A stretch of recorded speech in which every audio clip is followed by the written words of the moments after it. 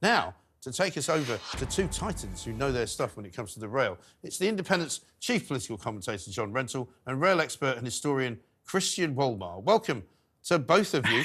Very nice to see you. I see you've got a sort of dueling libraries thing going on there. I don't know which one of you's got more books. The battle of the book cases. Well, which one of you's written more books would be my question. I mean, I always like to introduce Christian as the man who wrote the book about Crossrail before Crossrail was even finished. You know, and I think edited it twice before it was finished. But welcome. I did. I'm on 22. Excellent. I think you probably win. Okay. I think you probably win. I'm not going to embarrass John by asking him about that. But let me ask you first, Christian, what do you make of this idea of renationalising the railways? Is it going to be possible in one sense? And when do they expect to do it? Well, the railways are kind of mostly renationalised anyway, actually. I mean, Network Rail is a government company.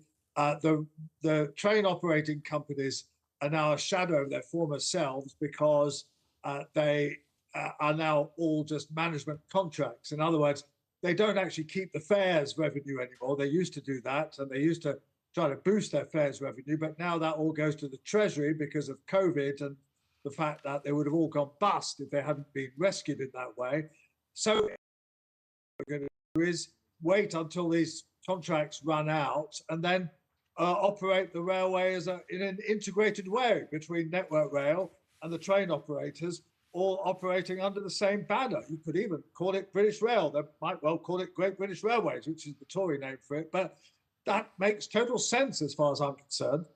Does it really? Because, I mean, the problem, John Rentoul, for me, is that the cost of the railways has gone up massively. And it seems to me that, you know, the railway unions are blaming the people that run the railways, the companies. Only this week they were saying they're taking large bonuses out, taking £1 million pay packets out and wasting public money. The unions, meanwhile, want more money. We heard this week that they want even more money to have an iPad in the cabin to make sure that everybody's safe.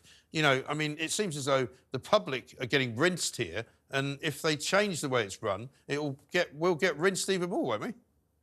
Well, they're changing it in the wrong direction. I disagree with Christian. I think privatisation was a huge success, and that we need to have more of it, not less of it. I don't think taking things back into public ownership is going to make them better. And privatisation led to a huge increase in passenger numbers, huge increase in investment, better safety, and greater passenger satisfaction. And I think we need to try to get back to that as soon as possible, rather than use the coronavirus as an excuse for renationalisation. Isn't it just? It's not just using the coronavirus, is it? Though they're using the fact that, you know, they're not really very efficient. There's very few of the railway companies that would make any money at all if it wasn't for public subsidy, and it doesn't seem right to me. And I'm not advocating for nationalisation. It doesn't seem right to me, John, that the public should be still subsidising people who get paid an awful lot of money.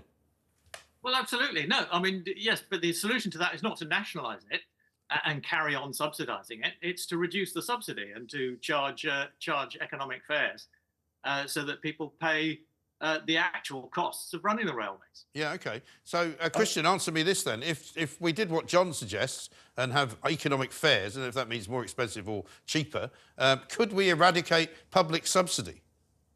No, I'm afraid John is living in cloud cuckoo land here. Well, he does that a lot. I mean, the problem is precisely that because the railways were broken up on privatisation, so they're all split up into different bits.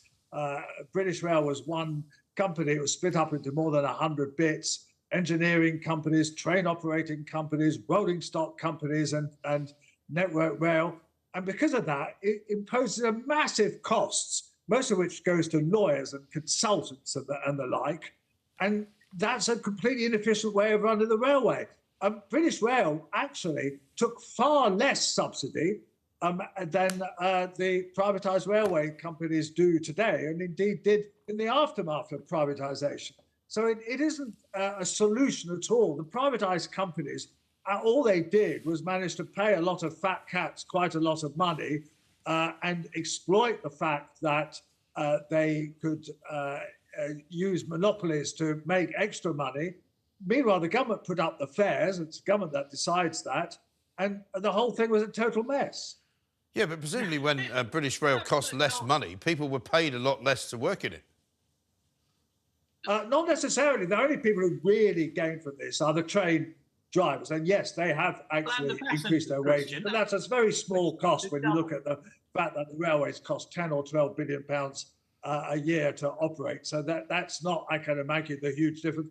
Most of the other rail workers actually don't get paid particularly large amounts of money, 30, 35,000 pounds a year, if you kind of stand on the platform, kind of waving trains along and making sure they get on time. So I'm not sure where these benefits of private companies have come from, because John is quite wrong to say that it was the private companies that boosted the rail use. It was the fact that actually the economy was booming at the time, the fact that actually people wanted to use the railways because for environmental reasons or because they didn't want to pay the fuel prices on their cars. So they flocked to the railways. It was nothing to do with the fact of privatisation, because the London Underground boosted huge numbers at the same time, and that's never been privatised. Well, yeah, but the London Underground is suffering from an overcrowding problem, which is so ridiculous now you can barely get on a train. John, you wanted to jump in there, sorry. Well, no, I mean, you can't separate the effects of economic growth and of privatisation. But before privatisation, the British Railways were going down the tubes. If you no, they weren't. Read my book, John. Read my book on British Rail. They weren't going down the Swanee at all. Passenger numbers were declining year on year. They were increasing, and the railways were going to disappear. Go back to my book and look at the numbers. They weren't decreasing at all. They were actually increasing, and they were actually run by a very commercially minded organisation. Well, I can tell you this, because I'm old enough to remember British Rail. It was useless, completely and utterly useless. The trains were dirty. They weren't probably particularly safe. There was a lot more train crashes in those days, I seem to remember. No, that's not true. Yes, there was a series of train crashes. No, there were more train crashes. As a result of privatisation. Christian, you are telling absolute porkies there, because there were 4 train crashes in the first 5 years of privatisation. I can tell you this, that when I was a kid, we had more train crashes than we have now. Yes. Simple, right? Yes. So thank you very much. They reduced greatly under British Rail. Well, they weren't reduced when I was a child, because it was quite a dangerous way to travel. But the point is this, John's right. You know, it's a ridiculous suggestion to take back British Rail and to look back on it with sort of rose-tinted spectacles and go, this will be the way we can go forward on the trains. People have given up on the trains. They've given up because the strikes have kiboshed it. They've given up during the week because half the people that used to go to work don't go to work anymore. They work from home. The biggest time for people to use trains now is at the weekend. And so it's a completely different model. And to take it back into ownership by the Labour Party, I think would be a disaster. But hold on a second, you're contradicting yourself there, Mike, because you're saying that the railways are really bad at the moment.